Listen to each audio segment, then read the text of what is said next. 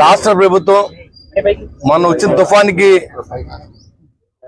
మరి ఈ ప్రాంతం అంతా కూడా గురయ్యి కొన్ని వేల ఎకరాలని ఎర్రకాలం నీటిలో మునిగిపోయి కొన్ని కుటుంబాలు రోడ్లు పడిన సందర్భం మనకు తెలుసు. దాదాపుగా 24 కుటుంబాలని ఇక్కడ ఏనాదుల కుటుంబాలందరినీ కూడా జగన్నాథపురం స్కూల్లో పెట్టి ఇక్కడ గ్రామస్తులు కూటమి సభ్యులు అందరూ కలిసి వారికి భోజనాలు ఏర్పాటు చేయడం, ప్రభుత్వం కూడా వారి భోజనాలు ఏర్పాటు చేసే విషయంలో అందరూ కలిసి సహకారంతో సాటి మనిషికి ఆకలితో ఉంటే మనం తినకూడదనే ఆలోచనతో ఇక గ్రామస్తులందరూ కూడా మరి సహాయం చేశారు. అదేవిధంగా ఈ విషయాన్ని మరి చంద్రబాబు నాయుడు గారి దృష్టిలోను పవన్ కళ్యాణ్ గారి దృష్టిలో కూడా పెట్టడం జరిగింది.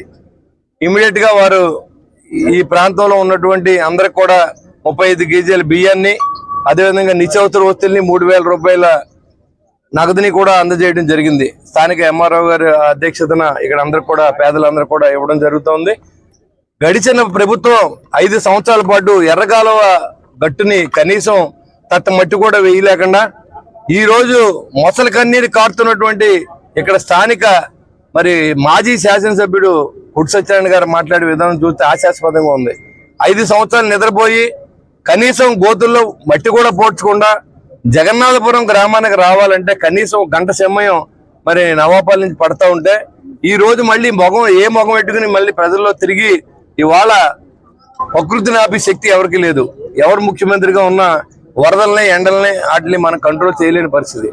మరి వచ్చినప్పుడు వాళ్ళు ఆదుకుంటాం, రాకుండా చూడవలసిన బాధ్యత రాజకీయ నాయకులుగా మన మీద ఉంది. మరి ఏదైతే ఈ రోజు ఈ ఎర్రకాలువ కట్టు మునిగిపోయి అది ఆ కట్ట కొట్టేసి ఈ ఊర్ల మీద పడతా ఉందో రాబోయే సీజన్ కి మరి ఆ ప్రాంతాన్ని అంతా కూడా ఈ ఏటిగట్టిని పరిరక్షణ చేసి కిందకి దిగువకు నీరెళ్ళి ఏర్పాటు చేసే విధానం భాగంగా మేము అన్ని చర్యలు తీసుకుంటాం.